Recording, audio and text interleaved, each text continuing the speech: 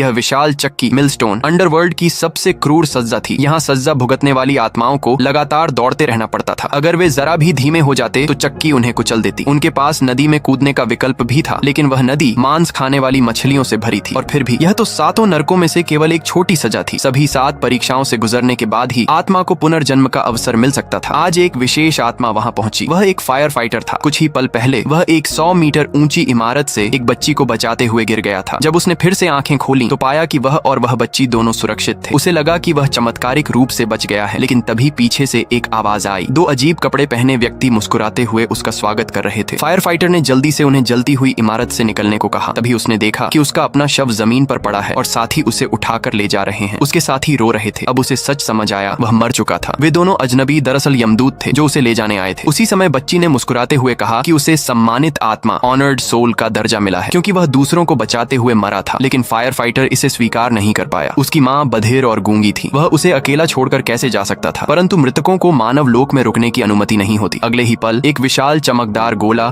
उसे एक दूसरी दुनिया में खींच ले गया। पल भर में वह अंडरवर्ल्ड के द्वार पर पहुंच गया। वहां हजारों आत्माएं इकट्ठा थीं जो 7 नरकों के न्याय का इंतजार कर रही थीं। लेकिन चूंकि वह एक सम्मानित आत्मा था, उसे विशेष रूप से प्राथमिकता दी गई। पर सब हैरान रह गए जब उसकी पहली परीक्षा हत्यारों का नरक निकली। लोग चकित थे। यह आदमी जिसने पूरी जिंदगी जाने बचाई, उसे हत्या के लिए कैसे परखा जा सकता है? एक यमदूत ने समझाया, हत्या का मतलब केवल सीधे मारना नहीं, बल्कि अप्रत्यक्ष कारण भी, जैसे किसी की ऐसी बातें या ऑनलाइन बुलिंग जिसकी वजह से कोई आत्महत्या कर ले। अचानक जमीन उसके पैरों के नीचे फट गई। यह था उबलते रक्त का नरक, बॉइलिंग ब्लड हेल, जहां हथियारों को अनंत काल तक यातना दी जाती है। वहां आत्माएं बाहर निकलने की कोशिश कर रही थीं। फायर फाइटर उन्हें ऊपर खींचने ही वाला था कि तभी एक गड़गड़ाहट भरी आवाज गूंजी। यह नरक का न्यायाधीश था। न्यायाधीश ने फायर फाइटर पर आरोप लगाया कि उसने एक रेस्क्यू मिशन के दौरान अपने साथी की मौत का कारण बना। उसके डर की वजह से साथी पीछे छूट गया। फायर फाइटर, जो पहले से ही अपराध बोध से दबा था, चुप हो गया। कोई सफाई न मिलने पर न्यायाधीश ने उसे 50 साल उबलते रक्त की सजा सुना दी। लेकिन क्या यह सच था? तभी यमदूत ने सच्चाई बताई। उस हादसे में साथी ने ही उससे कहा था